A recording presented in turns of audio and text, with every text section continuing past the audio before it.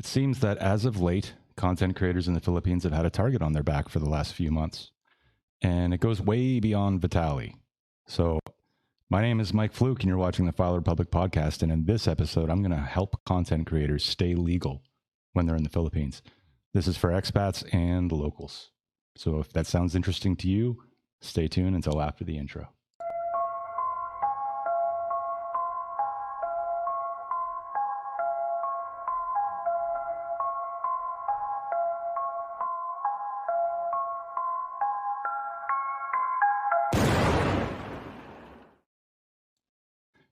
It doesn't matter whether or not you're just an average, everyday social media user, or you're a content creator that's either, like me, an expat, or even if you're a local. This video is going to have something for everybody. I think just about everybody in this country is using social media in one form or another, and I thought I would cover, and as quick as possible, how you can get yourself into trouble with any one of these modalities. So right off the top, I just wanted to talk about President Bongbong Marcos.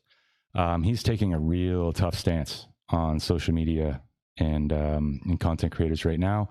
He's the kind of guy that you definitely don't want to mess with. And as a bit of a history lesson, I'm a little bit of a collector. I like to collect old magazines, because I want to homeschool my kids and I want them to know about history.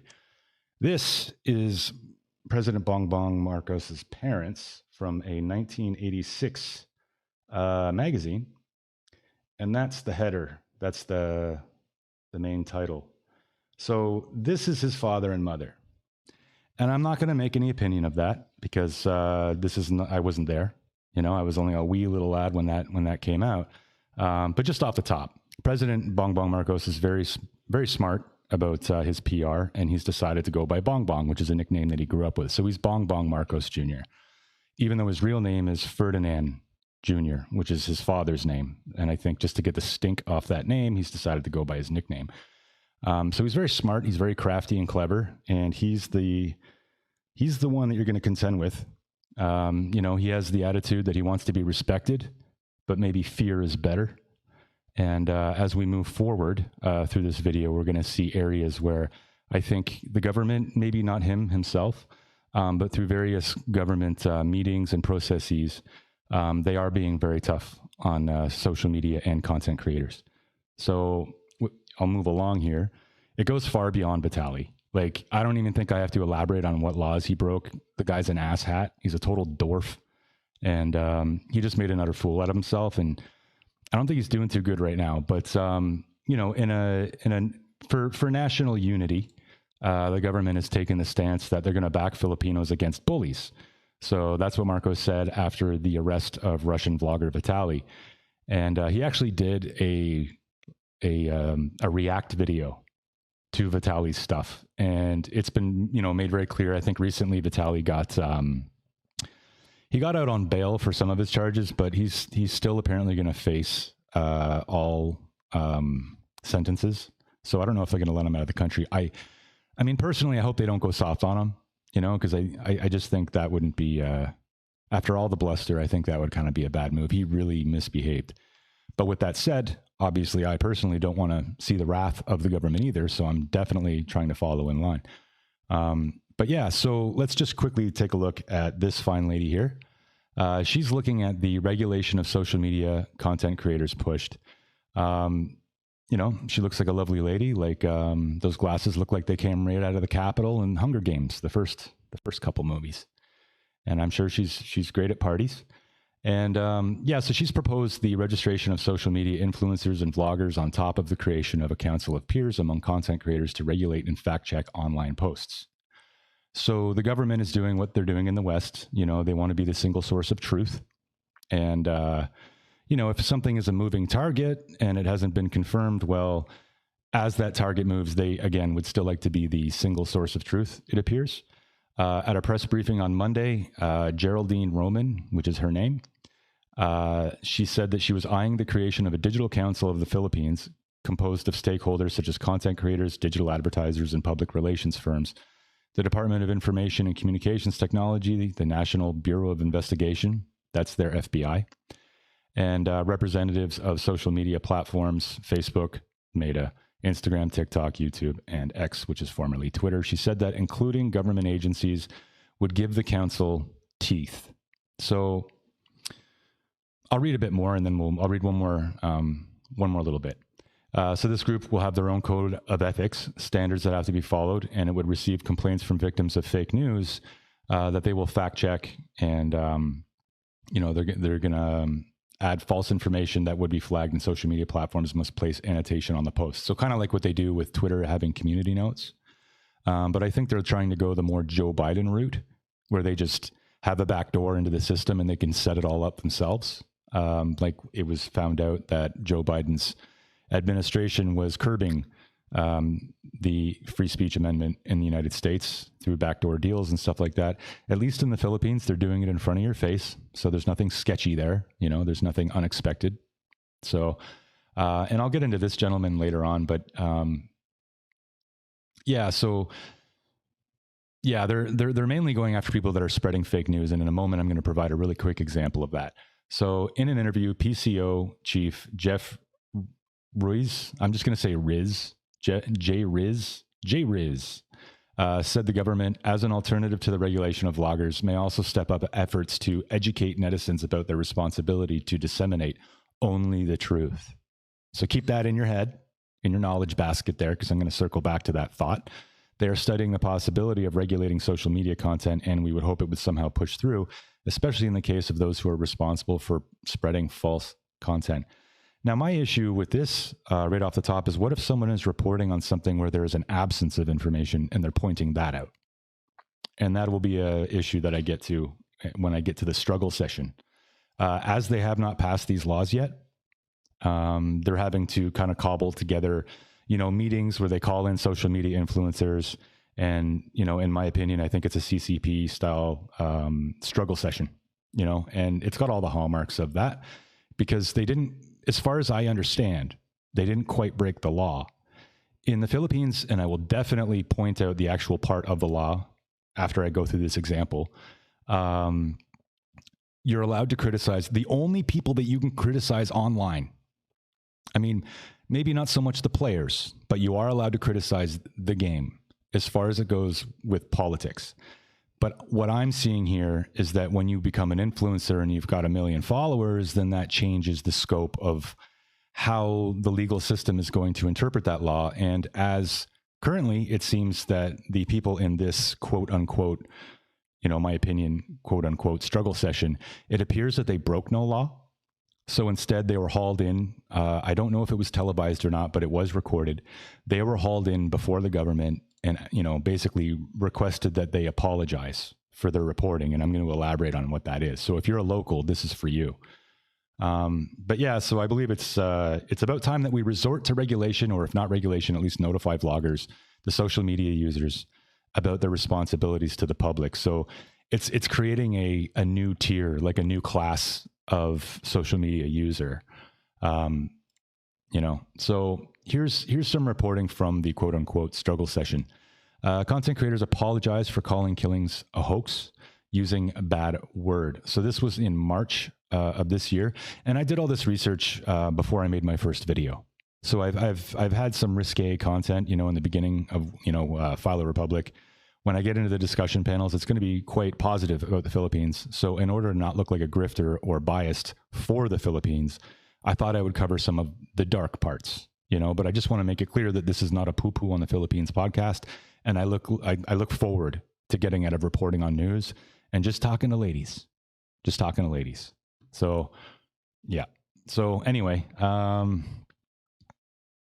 okay. So the content creators had apologized at this meeting. So online content creators on Friday apologized for social media posts that indicated, among others, to the unalivings in the war on drugs were a hoax, and that they used the Filipino word tanga, which means stupid, in connection with a government cash tools program. So I'm only reading the news. I'm not interjecting with my opinion at this point. But just to clarify what that says that they called a program an action of the government, not a player, but the game. They criticized the game. They criticized a program, and they called it stupid.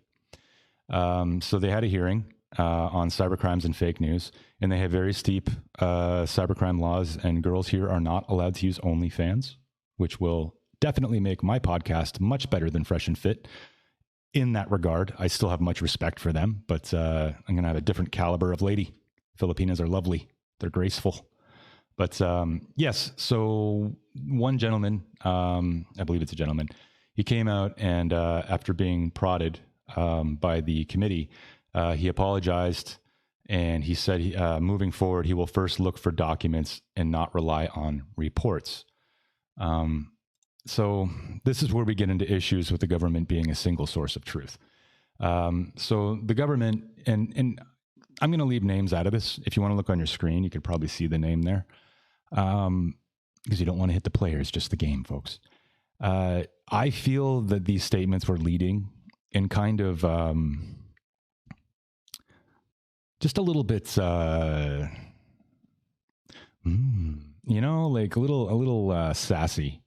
So, I mean, my goodness, if you would like to be a resource person here in this committee, you need to have a basis, a real basis, a document that can say that. So he's saying that there's, in how I interpret this report, is that there's a higher standard for social media users, like basically if it's online.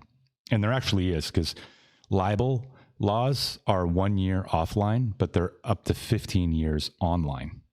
So cyber libel. But yeah, so he wrote, because look, the Commission on Human Rights, for example, investigated and saw a lot of, this is about Duterte, and I'm going to explain this too. They're talking about the extrajudicial killings and unalivings. And one or many social media users called it a hoax. You know, just like Trump. It's very Trump-esque. They called it a hoax. And he said, don't do that. Where did you get that information? So now we're getting into an area where I believe that this social media user made a comment not based on information that he had available, but it was based on the absence of information. And this is also why I think Duterte is going to get off the hook, because the trial's not going so good. And they haven't provided, the prosecution, as far as I understand, and I've been watching the trial, they have not provided a list of names. And the list seems to be getting bigger and smaller based on which report I read. It's kind of like that big thing in World War II that happened. You know, like first they say it's one number, and then the number just keeps growing. But in this case, it started off also with a number 6, as 6,000 victims in this massive human rights violation. And then now I'm seeing reports say that it's 7,000.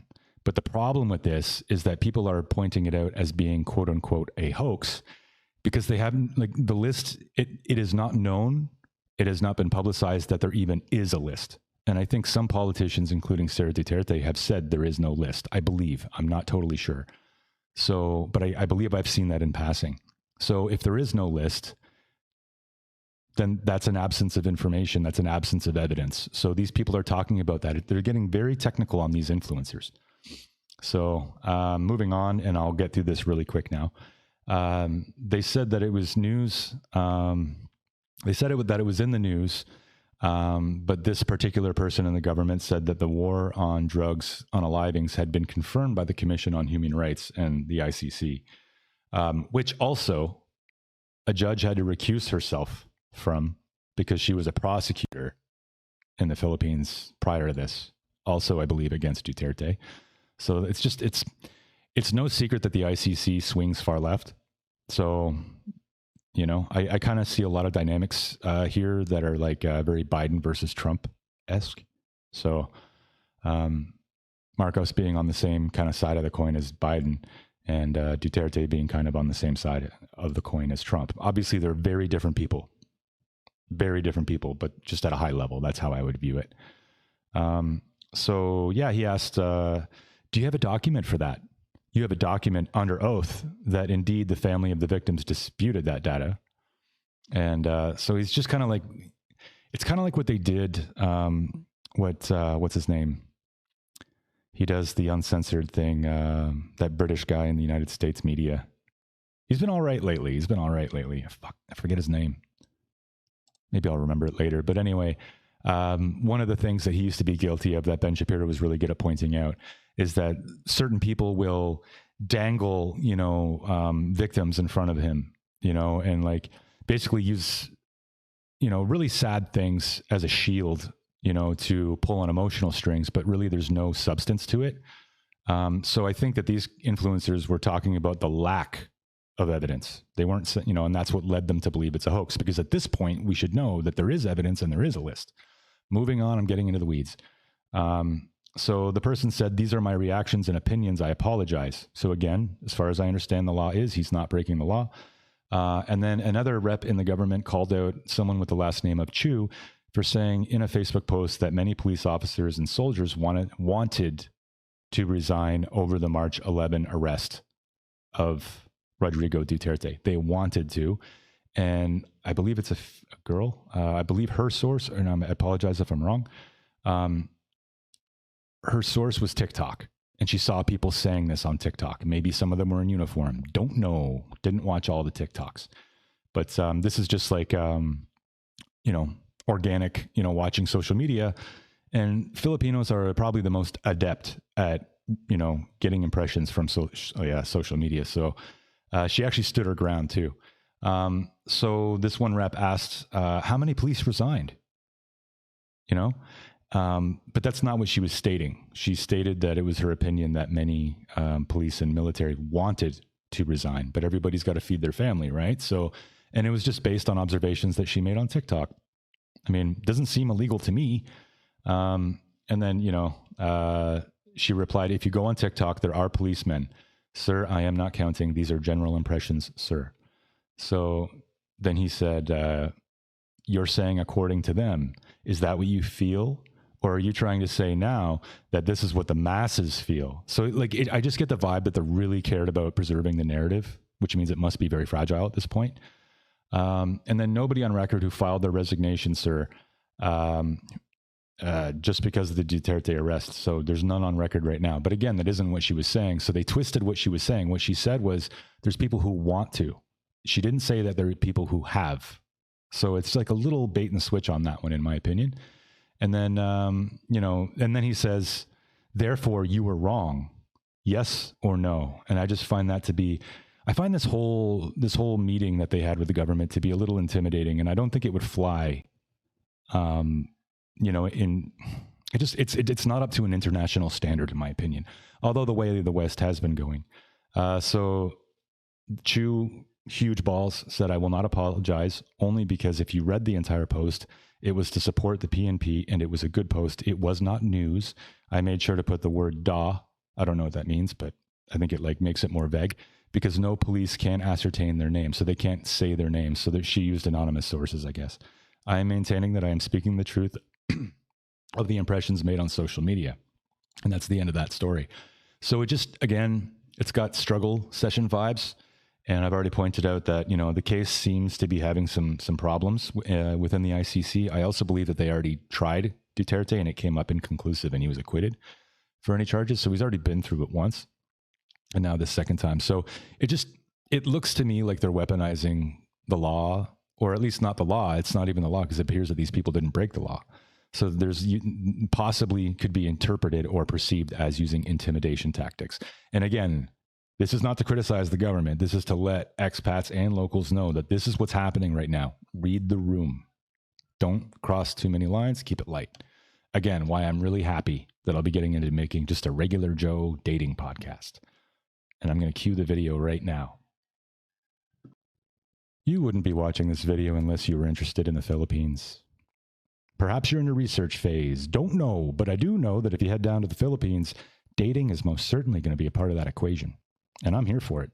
The original vision of Filo Republic podcast is to import the format of Fresh and Fit and whatever podcasts from the States and bring it to the Philippines, where we have a dating discussion panel that's exclusively all Filipina, live from the Philippines, where we talk about dating, life, marital expectations, feminism.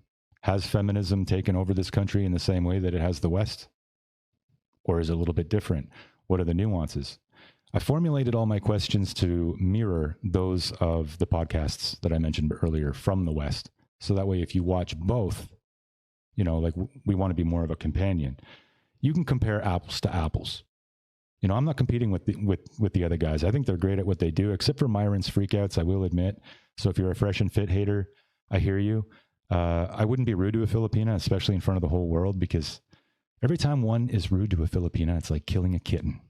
Filipinas are graceful. They're lovely. Why would you do that? So it's not going to be like a gotcha, you know, kind of podcast like some of the Western versions, because the ladies just are different.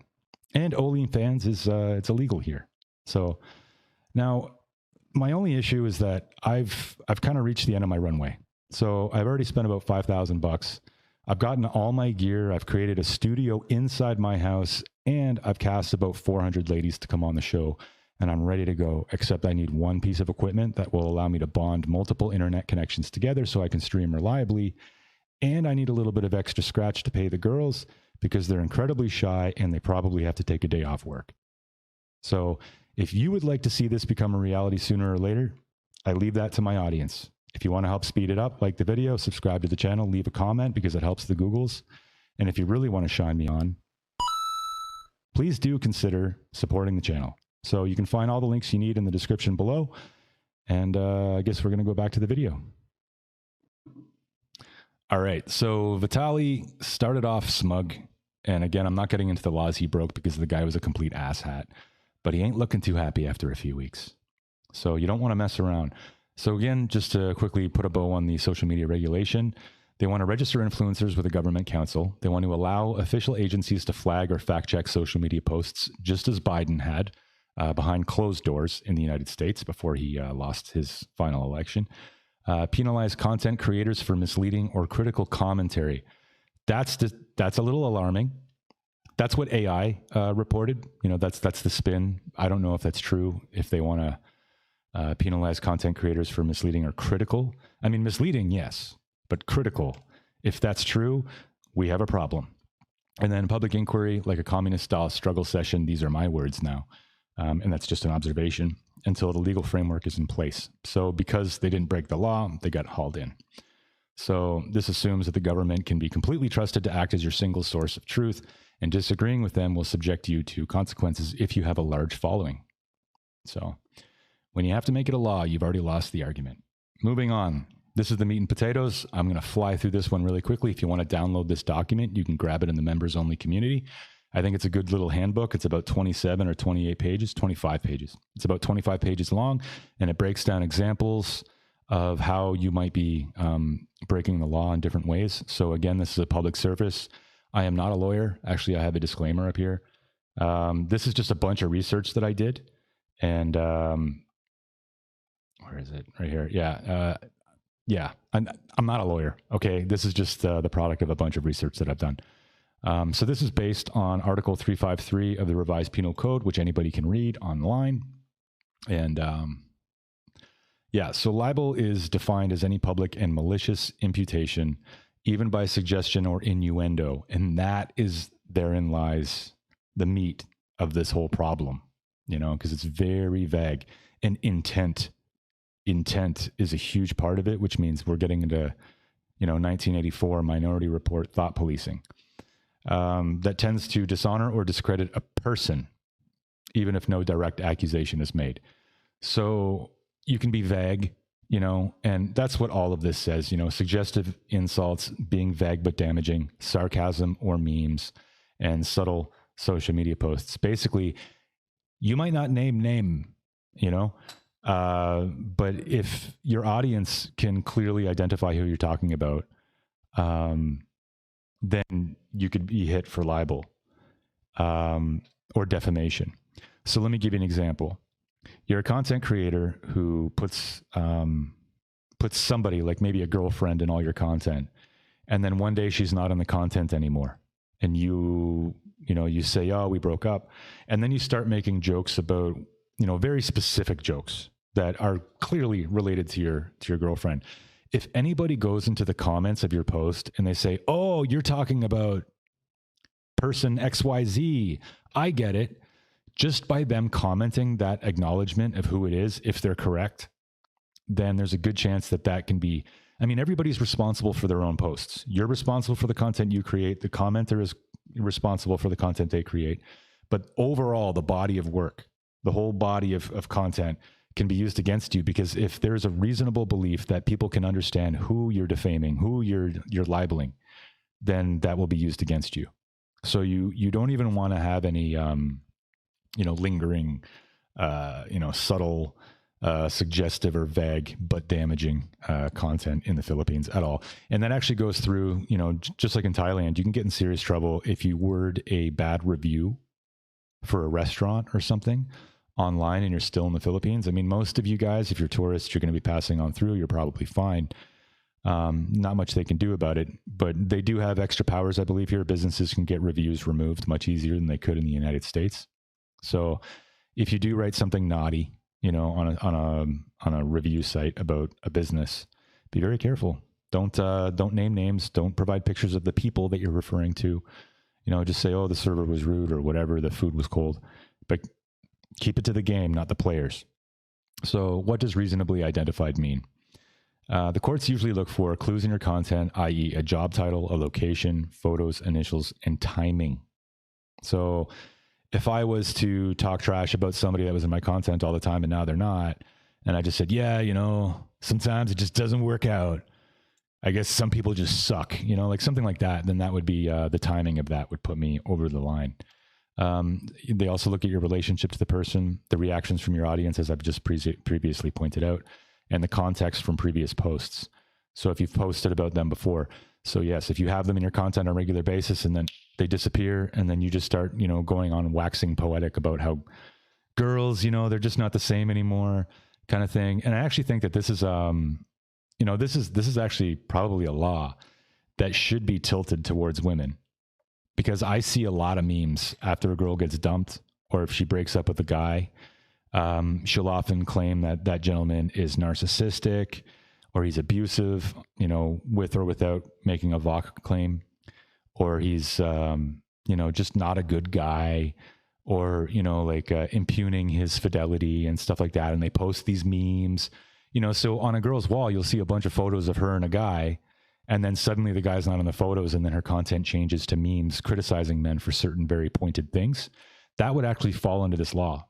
But I would bet you a whole bunch of money that the law still is mainly used by people with power against the little guy. One such example, which I will get to very shortly, is this person who lost his election bid. That's an interesting story, actually. So I'll wrap it up with that one. Even if you say I never named them, that's not a valid defense.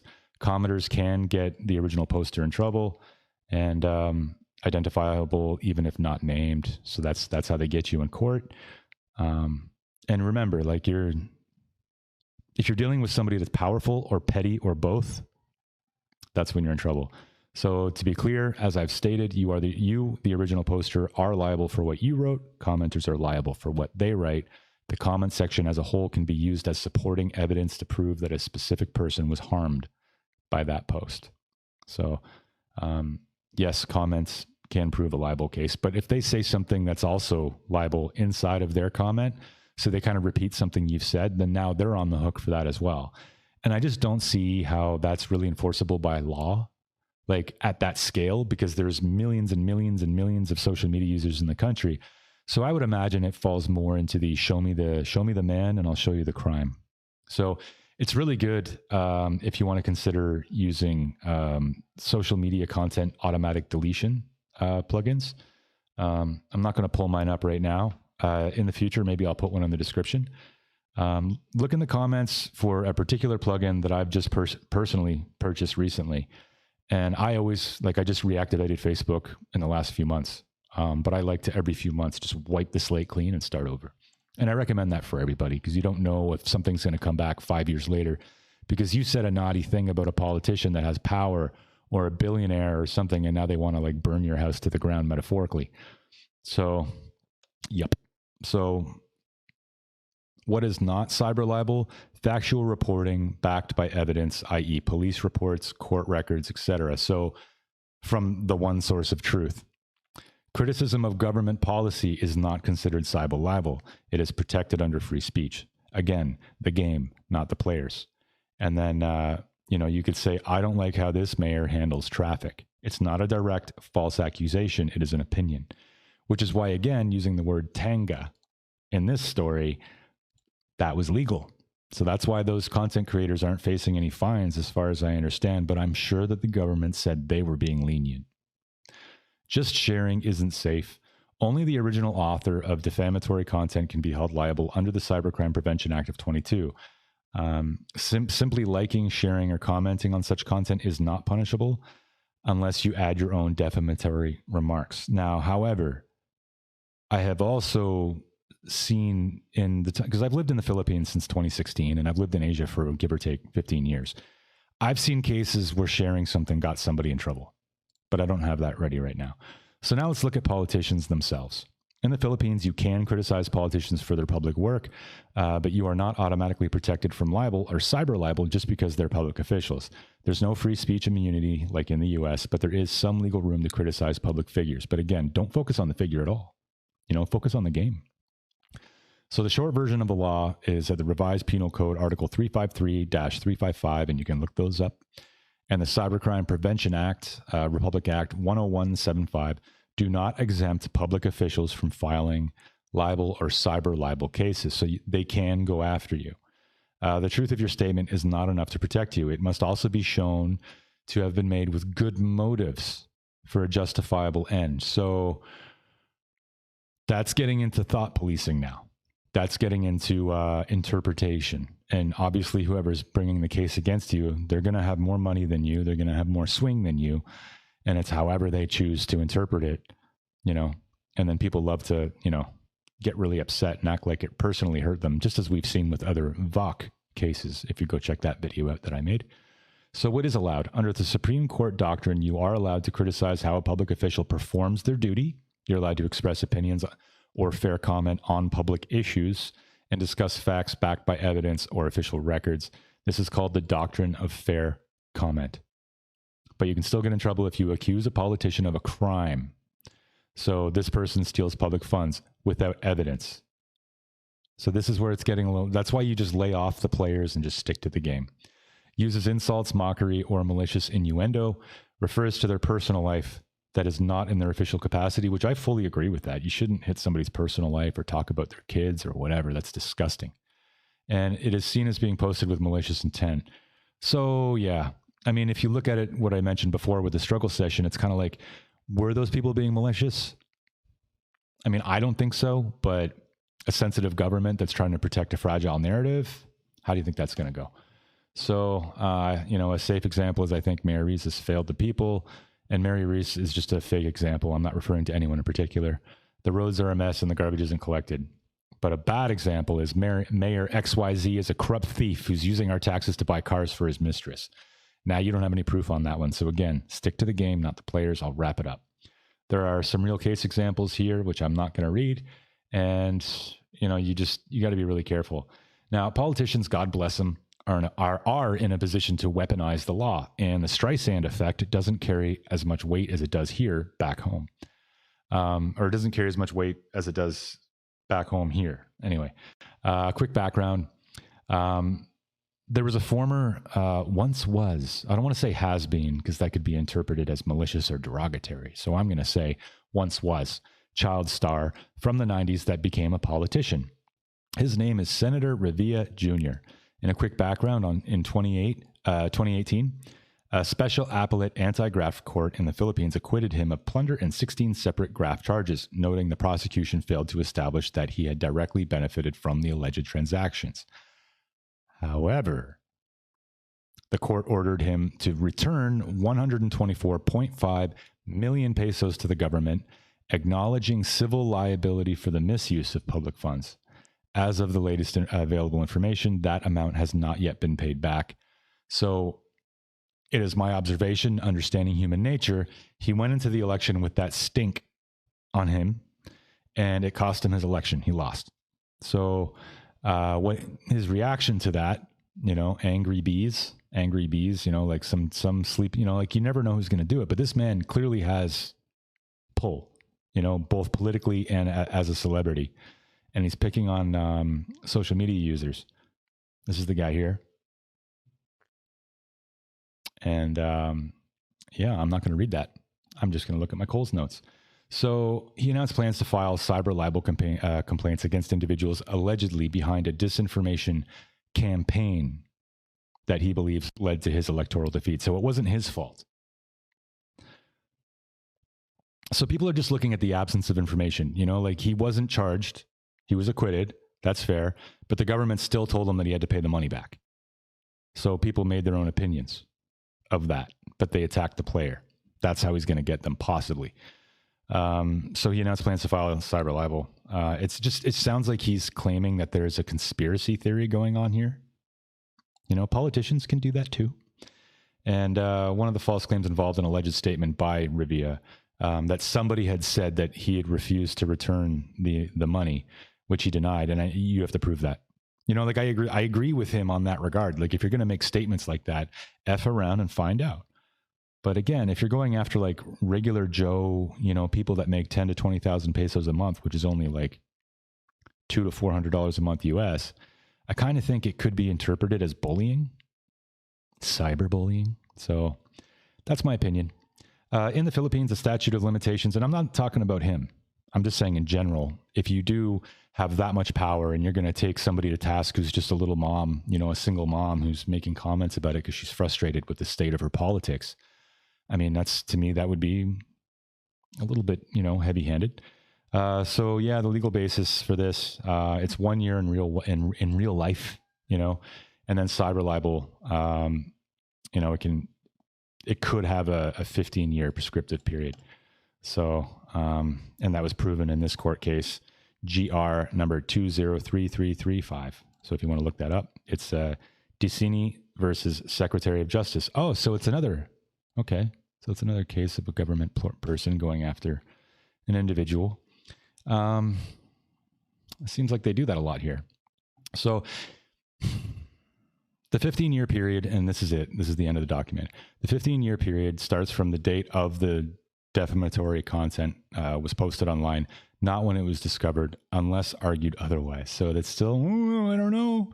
Each new post, share, or comment that contains libelous content may restart the clock. So if you keep running your mouth, you're digging a hole. And yeah. Oh, and then the last thing I wanted to say, if you're a content creator, no, disclaimers don't protect you, but it can give you a little bit of, you know, a little bit of sway in the court, and you can let people know, like, that really isn't my intention. Like, if you put in your disclaimer, like, I really am a comedian. This is really satire. I'm really not serious. Then there's a possibility that could help you in court. I've also shared my disclaimer in this document if you want to grab it.